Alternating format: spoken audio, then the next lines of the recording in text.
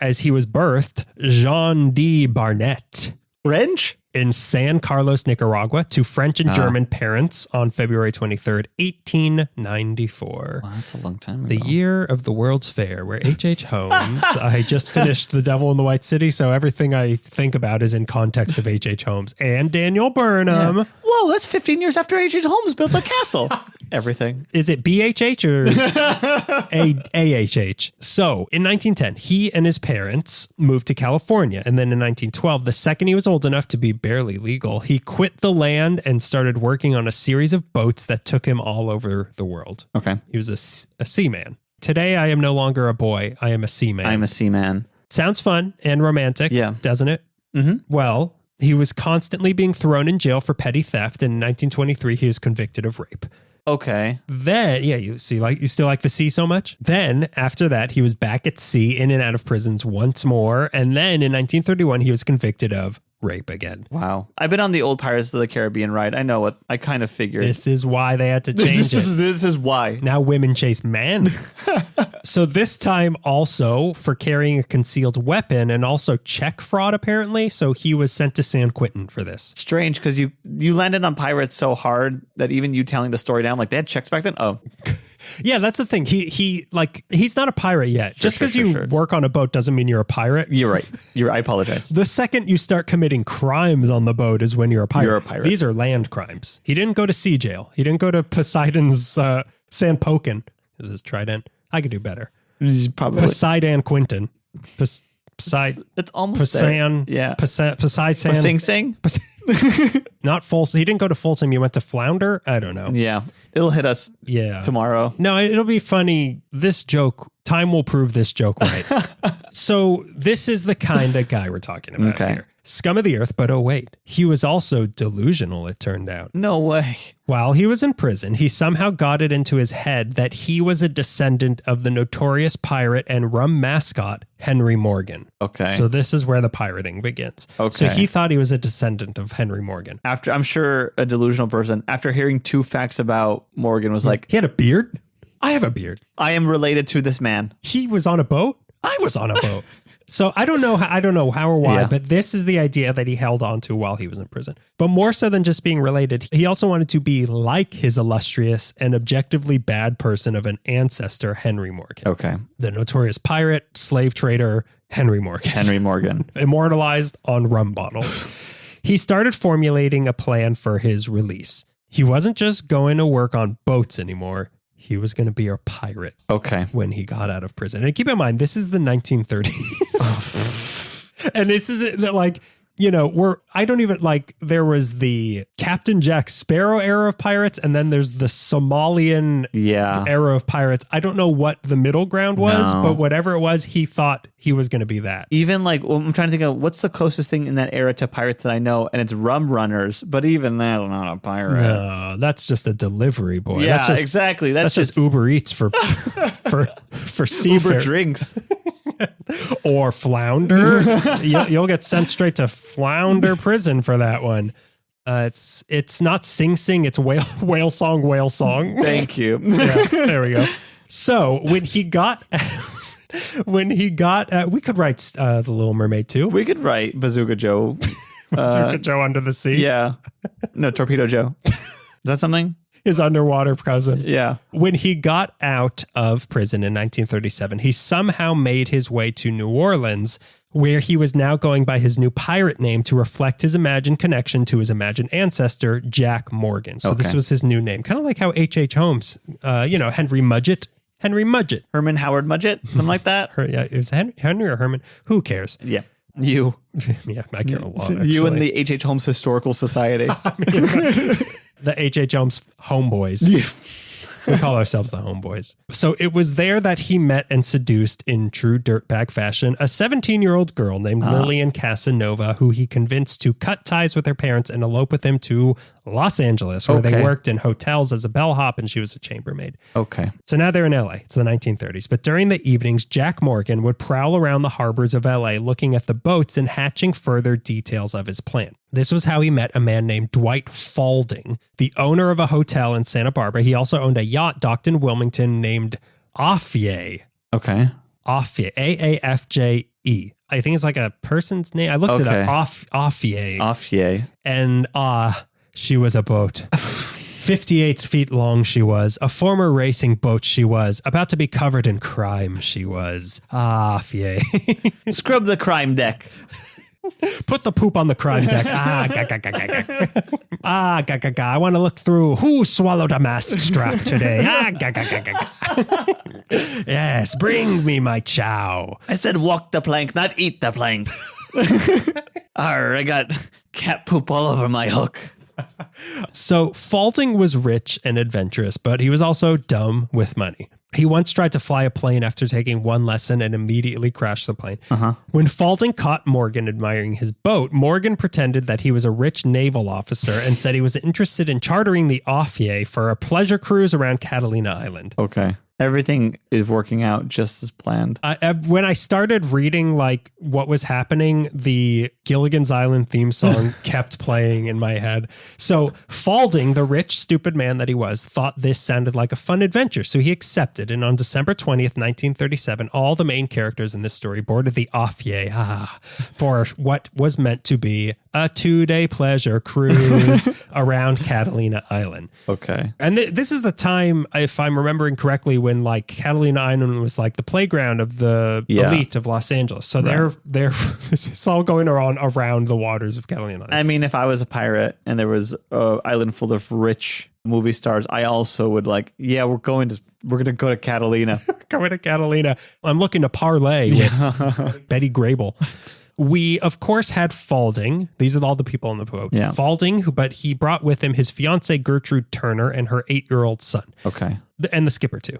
Then they called him the skipper. Then there was 19-year-old George Spurnack and 20-year-old Robert Horn, who were just some random kids that Falding hired to help him run the ship. Then there, of course, was Lillian, his wife, who was his 17-year-old wife again, who was pregnant at the time, and her 21-year-old nurse, Elsie Burden, and then Morgan himself, who had told nobody of what he was planning to do once they hit the open seas. Right. We were wondering why he kept staring at the island and laughing maniacally. Just wait, Greg. Oh, but Jesus Christ.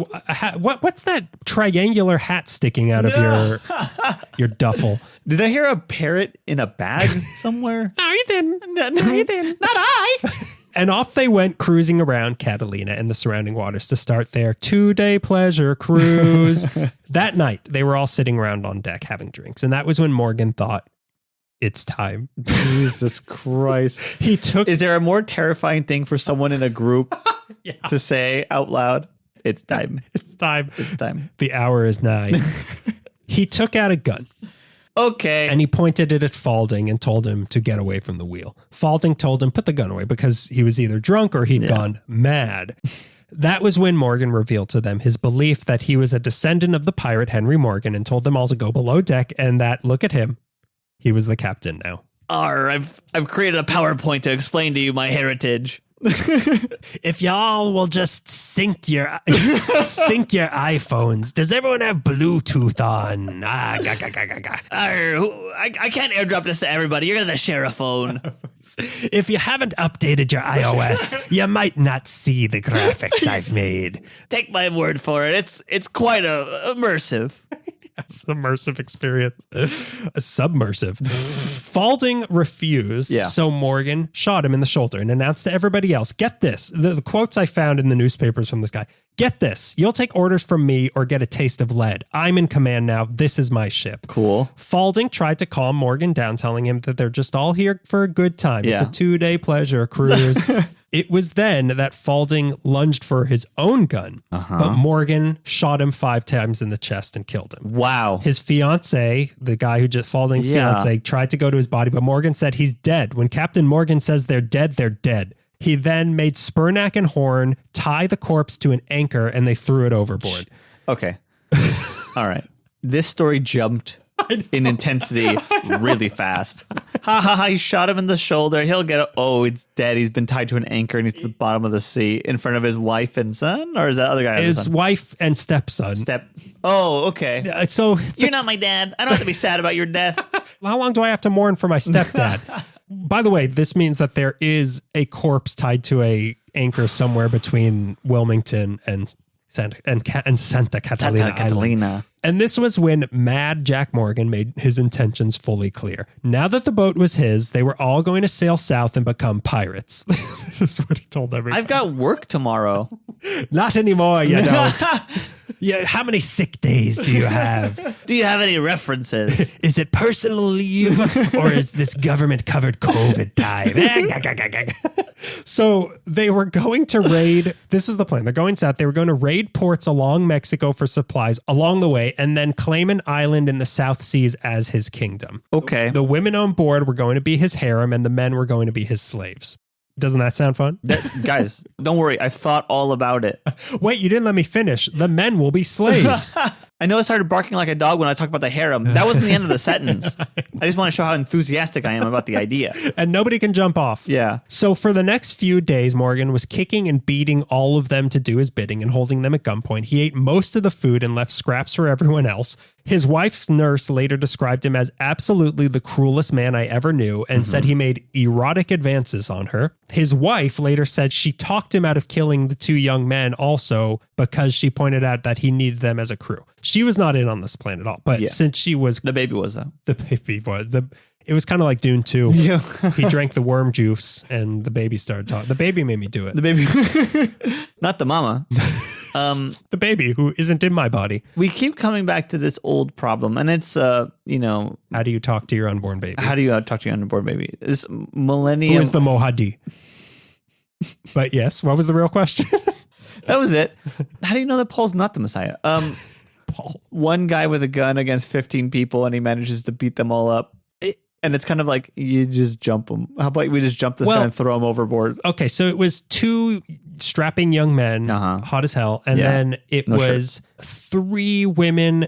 One of whom is pregnant. One of whom is pregnant. And also that's her husband. And then a 8-year-old boy. Okay. So it's really... the two men are the ones who are probably going to do something, but also he has two guns at this point. Okay. So what are you going to do? I guess so. You get one, the nurse lures him in with sexual advances, clobbers him on the head, we throw him overboard. The wife's like, hey, I need you over here on the poop deck. And then the 8-year-old boy comes in and slices his Achilles tendon. Yeah. And then does cool ninja moves. He just breaks it. Steven Seagal style breaks his neck. Yeah. He jumps around like Yoda. It'll be so cool. So the wife was not in on this plan, but she was the one closest to him. When he had to sleep, he gave her the gun and told her to keep watch. He said to her, here, runt, shoot the first who tries anything. Shoot them all if you have to. Wow. Runt. Runt. Then on the 23rd, 3 days into this, a storm hit. And by the way, they're sailing south. Like they're off the coast of Mexico at this point. A storm hit and Morgan just stood on the deck steering through it, laughing maniacally. Wow. There's your maniacal laughter. At one point, a military plane flew over them, but he warned them all that if any of them made a distress signal, he would kill all of them. And then when the plane left, he said, one hint of anything wrong and they'd have a destroyer on my tail. Wow. Even Captain Morgan can't fight the whole American Navy. And then it was Christmas Eve. Did you guys get me anything? If you get me something, I won't make you a complete slave. You can just be an indentured servant. Yeah, you get Sundays off. It was 4 whole days of this, of Mad Jack Morgan terrorizing everyone on the boat as it got to, as they estimated, 500 miles away from Wilmington off the coast of Mexico. Okay. That night, in the spirit of Christ, Morgan gave them all a Christmas speech and 2 walnuts each while he ate all the rest of the walnuts. Wow. Being pirate, it works your appetite to the bone. It's good to be the captain. And that was when Spurnack and Horn had enough. Okay. They had noticed that Morgan... Dude, I really wanted that cornbread. Everything he's done up to this point is excusable, but he ate the cornbread. If he gave us fruitcake, I would have let it go for another, at least till the Panama Canal. They had noticed that Morgan was often nodding off on duty and was barely alert. So during one of these spells that night on Christmas Eve, the two attacked Morgan with a marlin spike and threw him bleeding overboard to be eaten by sharks. And that was the end of Captain Mad Jack Morgan. But now there was a new problem. They were 500 miles away from Wilmington, and none of them really knew how to pilot a boat. They knew the general direction they had come from, so they pointed the boat that way. Yeah. But then just when they thought it couldn't get any worse, on Christmas Day, another storm hit that broke their sail. They still had some gas for the gas engine, so they kept heading home. But just when you thought it couldn't get any worse again, a pipe became loose in the cabin and carbon monoxide from the engine suffocated Lillian, Falding's fiance, and the 8-year-old boy. They were all saved, but were bedridden for the rest of the voyage, which, as far as any of them knew, was not going to end. No. But meanwhile, back on land, landlubber's paradise. Yeah. Lillian's nurse's sister had become worried that she hadn't returned from her 2-day pleasure cruise, so she reported the boat as missing. Okay. This got the FBI involved, and on December 28th, after 8 days at sea, a search and rescue plane saw SOS written in grease on their broken sail 180 miles southwest of Long Beach. A miracle that they were spotted. Oh, absolutely, yeah. Unbelievable that they found them. On December 29th, a tugboat came to tow them in, and on December 30th, 10 days after they left Wilmington, they were brought into Long Beach back to shore, and so ended what was said to be one of the last known cases of piracy in California. Jeez. Wow. And just when they thought it couldn't get any worse one more time, Spernak and Horn were immediately arrested and charged with murder on the high seas when it was discovered what happened to Jack Morgan. Oh my God. They had to spend the night in jail, but once the details became clear, they were released the next day. Okay. This story became worldwide news, and the LA Times called it the bloodiest yachting trail in SoCal history. Why are always titles like that? The single worst day in the ocean ever made. This is what Moby Dick's about. This is worse than what's going to happen in Pearl Harbor. So What's going to happen in Pearl Harbor? What's going to happen in Pearl Harbor? No, nothing. Nothing. We're not the LA Times. We're the Washington Post. Bye.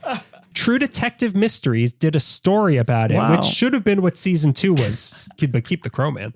Imagine if that's what season 2 of True Detective was. It would have been very short, but yeah, take it. Let's do it. No, but you're finding they're inspecting. I guess how much can you expect? Yeah. Look at the boat. Not going to go. Where was the water that this took place on? Who ate all the cornbread? Why are these walnut shells everywhere? How come all of these corpses are frozen into a popsicle? What's Carcosa? And other questions. What happened to the pipe? This pipe's done broke. What happened to the sail? Why does the pipe have a mask on it? In court later, Lillian said, I had no part in my husband's crack-brained scheme. And that was pretty much the end of the story. The bodies were never found, obviously. Wow. Lillian moved back to New Orleans to reunite with her parents and never spoke publicly about this again. Good, smart girl. But that wasn't the end of the story for the boat. Because of the story of this, it started being considered a pirate ship, even though it was just a racing yacht. Yeah. And it started being called the Death Yacht.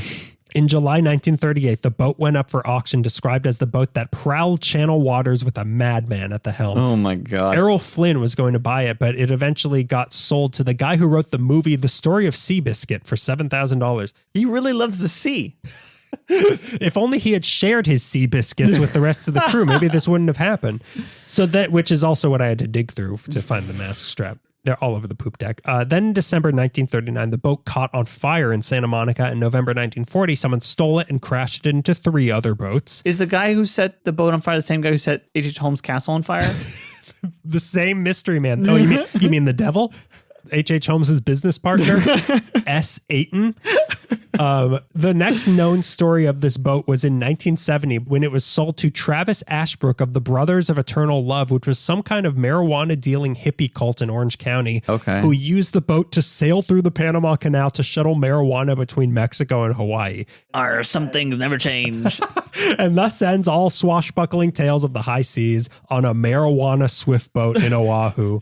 The entire state of California is now that ship. I know. Carrying all this marijuana. We're wafting marijuana smoke to Hawaii. Let's go through the Panama Canal. It fits. We're a long state. Yeah, so that's the story of Mad Captain Jack Morgan. That was wonderful. I had no idea that was even a story. It's so and also to think like his body's out there. Yeah. And the other guy's body waiting for his revenge. And then, there's an epilogue to this story. There's bubbles bubbling up 500 miles off the coast of Mexico. What could it be? Natural? A fish? Do I confuse bubbles and waves all the time? This is Mexico's problem now.